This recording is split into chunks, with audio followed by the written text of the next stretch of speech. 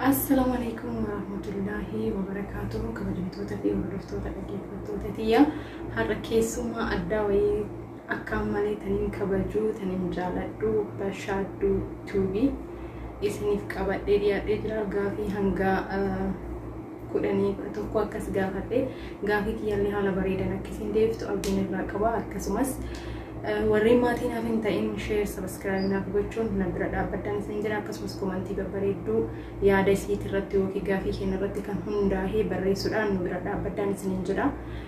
Akkasumas nu jajjabeessuudhaan komantii maatis ta'uu hin dagatina. Asumaanuu chaayinaala isillee akka warri maatiin ta'iniif yoo jira.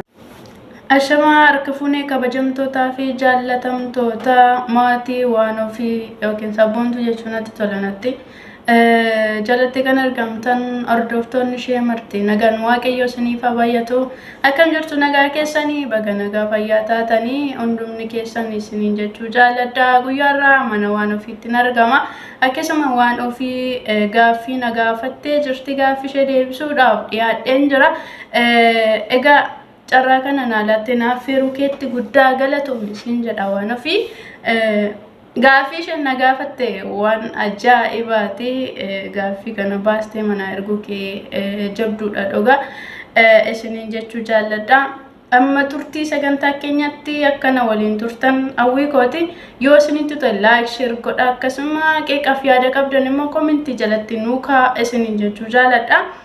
Gaaffii tokkoffaatti dabarraa akkas jedha. Osoo warra beekamoo biyya keessaa tokko wani iraatii nyaadhu siin jedhani eenyu waliin nyaatta? Wow! Jawar faanarra nyaadha. Jawar faanarra nyaadha. Inni lammaffaa osoo guyyaa tokko bineensota keessaa tokko taa'ii waa'ee Oromoo dubbadhu jedhani eenyu faanarra teessee dubbatta?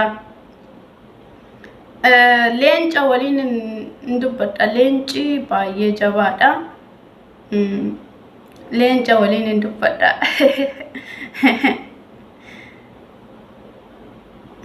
Inni sadaffaani osoo guyyaa tokkoof waa'ee Oromoo addunyaa tanaa ibsi Ingiliffaa isin jedhanii maal jettee ibsita Ingiliffaan? Oh my god! Ani afaan Oromoo yoo dubba'een finne dubba'een geessisne dubba'ee akka fedhii kootti dubbadheen finne hin ta'u Ingiliffaa. Oh my god! Kana irra isinii darba otuman dubbadheeyyuu Amaariffaa fi Ingiliffaa akka nama ugeene yookiin immoo akka nama machaa'een ta'a jaateedhaa fi hahabaaf yoo hafe wayyaa isiniin jedha. Arfaffaa mee Oromummaaf sirna gadaatiin wal bulchaa ture beektaa? Waan beekturra durii warroonni duriif warroonni ammaa yaanni isaanii garaa gari. Qaataa social media baay'een hin jiru. Akkasuma sammuun nama durii baay'ee bilchaatoodha. Baay'ee tokko ciccimoodha jechuudha. Warri durii yaaduu irratti akkasuma tokkummaatu jira. Waliif owwaachuutu jira. Namni qaata wal arguudhaaf baay'ee walawwa jechuudha. Amma deemee wal bira ga'utti baay'ee walawwa. Baay'ee tokko wal jaallata. Yeroo wal argus immoo jaalalaan gammachuu nagaa malee wanti biraa hin jiru jechuudha. Walii galteetu jira. Baay'ee waliif owwaatu jecha tokko irratti walii galu jecha tokko irratti walii yoo dubbatanii jaalalaan xumuru jaalalaan walii galu jechuudha. Bara amma nuyi keessa jirru kana keessa jibbaa fi akkasuma dandeettii yaaduu keenya hibbaadha jechuudha. Namni durii dandeettii yaaduun isaanii bal'aadha. So kanaafiyyuu jaalalatu jira isiniin jechuu jaalladha. Inni itti aanu shanaffaan namni tokko gatii kee hagana jedhee siif kennuu ni danda'a? Hin danda'u. Hamma isaaf galeef hamma isaaf yaade dubbachuu ni danda'a. Garuu gatiin kee amma kana jedhee namaaf gatii isaa laachuu hin danda'u namni. Ani akka kootti namni gatii koo naa laachuu hin danda'u waaqa malee jechuudha. Isiniin jechuu jaalladha. Akkasii inni jaafaan ati bashaadduun mee shamarran Oromoo kan TikTok irraan maal jetta? Akkamitti gorsita? Okay, obboloota TikTok irraa shamarran TikTok irraa fakkeenyaaf namoonni waa'ee barumsa irratti xiyyeeffatanii haasa'anii jiru. namoonni immoo safuu fi aadaa isaanii eenyummaa isaanii maatii isaanii akkasuma ofillee dagatanii jiru jechuudha. Gammachuu daqiiqaa muraasaadhaa fi uumaa kan gaddisiisanii akkasuma eenyummaa isaanii safuu isaanii kan gatanii namni illee waan irree kan itti gadduu ni jiru jechuudha. Isaan kana ani akka kotti otoo ofitti deebi'anii maal akka godhan yaadanii yookiin immoo wanti isaan hojjetan kuni gaariidha yookiin immoo gaarii miteedhanii ta'anii adda baafatanii isaaniif galadhee yaada. Barannoonni keessa jirru keessatti immoo gorsi karaarraa nama kaachisudha. Akkasuma namni tokko nama yoo gorse waan akka karaarraa nama kaachiseeti jaateedhaa fi gorsa walii fudhachuu fi gorsa walii irratti xiyyeeffannoo hojjechuun baay'ee salphaadha sammuun keenya jechuudha. Kanaafiyyuu otoo eenyummaa safuu isaanii aadaa isaanii akkasuma maatii isaanii yaadatanii ofitti deebi'anii uumaa isaanii araarfatanii anaan natti tola jechuudha. Maaliif bu'aa hin qabu nuyi lafa kanarratti wanta nuyi ofii keenyaaf nama gammachiisuudhaaf goonu kamiyyuu bu'aa hin qabu. Yoo uumaa gammachiisuudhaaf kaane garuu qulqullummaa keenya eegganne safuu keenya yoo eegganne inni kun nurraa bareeda akkasuma boruu keenyaafis gaariidha yaadanii isiniin jechuu jaaladha. Inni taanu mee dubartiin gaheen maatii keessatti qabdu maali? Gaheen maatii keessatti qabdu baay'ee guddaadha. Akka kootti dubartiin akkuma haadha keenya dandeettuudha. Haati keenya waan baay'ee dandeettee nu guddiste akkasuma nuyis immoo qoonni nuyi mana keessatti qabnu dubartiin haadhuma ishee jalatti ilaalaa guddatti. Akkasuma in hojjetti waanuma haati ishee hojjettudha kan isheen hojjettu jechuudha. Gahee guddaa kan qabdu dubartiin maatii keessatti jechuudha. Akkasuma fakkeenyaaf amma baadiyyaa fudhadhe yoon isin ilaale mana dubartiin jirtuu fi mana dubartiin hin jirre alli isaarree garaa gara jechuudha. Inda'uun keessasa alli isaarree miidhaginni isaa akkasuma garaa gara jechuudha. Kanaaf dubartiin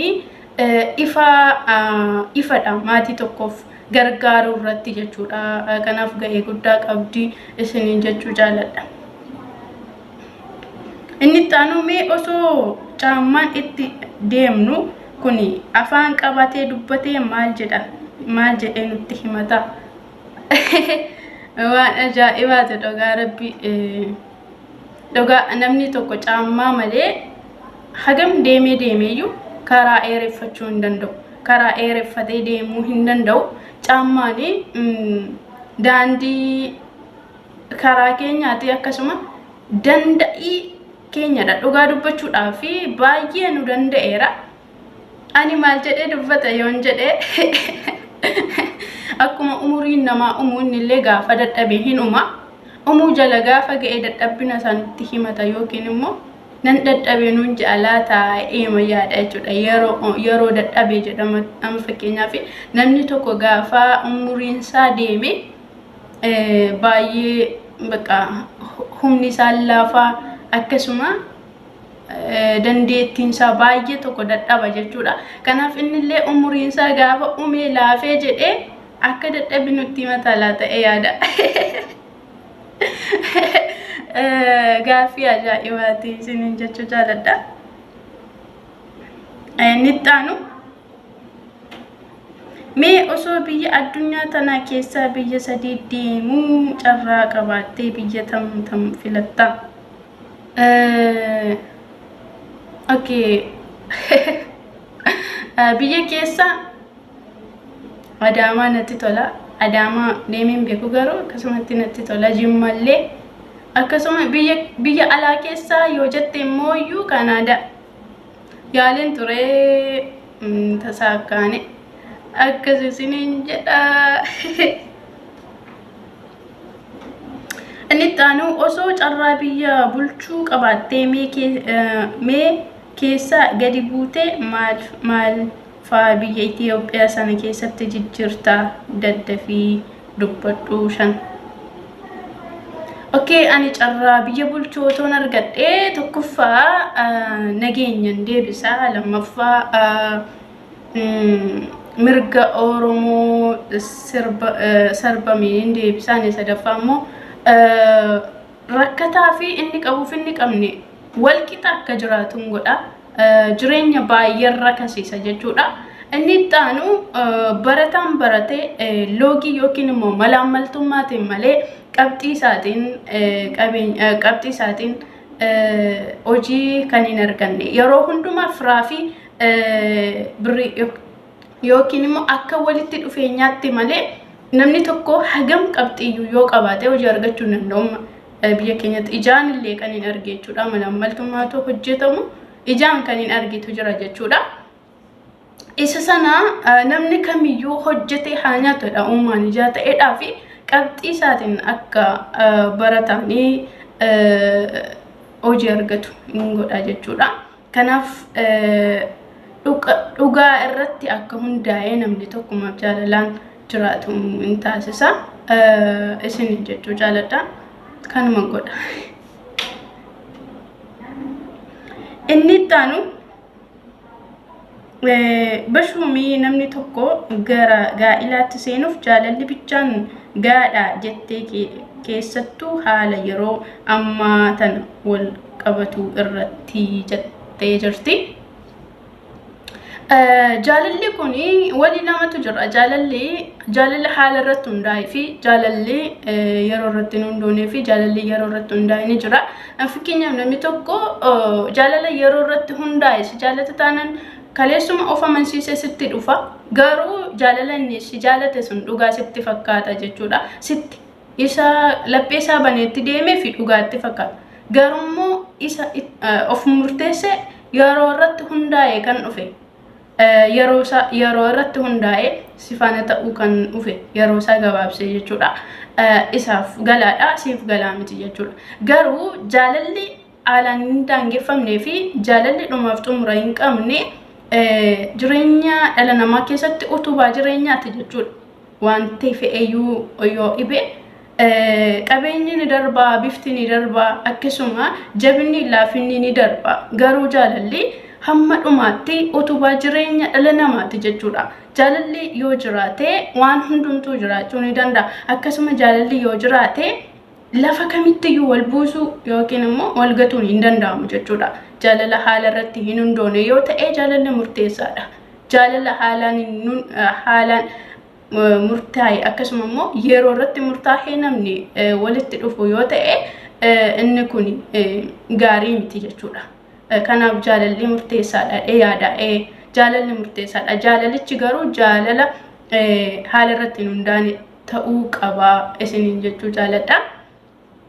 Inni taanu mee Oromoo kutaa 11 maal dhaamtan waa'ee wal bira dhaabbachuu. Kaleessa yoo dubbachaa turre isa kana Oromoon Oromaaf ta'a malee ofiif baay'inaan hin ta'u. Tokkummaa dubbachaa turre, wal jaaladhaa dubbachaa turre, wal gargaaraa dubbachaa turre. Akkasuma waliin tuffatiinaa haalaan waliin qoodinaa dubbachaa turre. Garuu haga dubbannee hojjenneerraa yoo jenne anaaf gaaffiidha. Maaliif akka ta'e hin beeku. Kanaafiyyuu ammas irra deebi'ee kan hin jedhu Oromoon ofiifaa ta'u, Oromaaf qofaa otoo hin taane ofiifaa ta'u.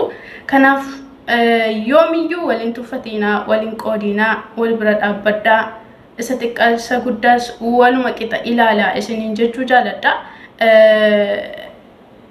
Kana isiniif dhaama.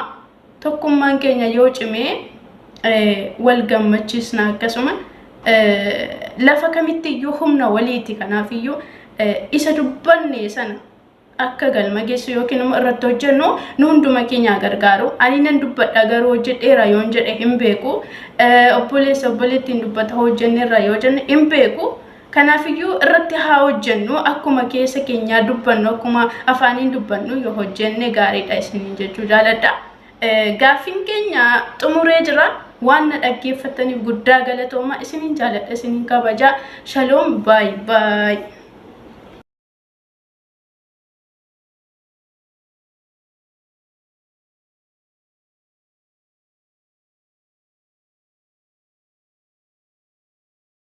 Hayyee kabajamtoota fi hordoftoota kiyyaa qophiin keenya gaaffii deebii bashaaduu wajjin goonee akkuma itti fufetti jira. Egaa akkuma duratti isin gaaffii gaafadhe deeftee hedduu nama jabduudha. Dhugaa yaada babbareedaa qabdi hedduu galatoomi. Garuu gaaffiiwwan si gaafadhe hunda deebisuu dhabuu keetiif immoo nagaddisiifteerta. Homaa miti garuu galatoomi.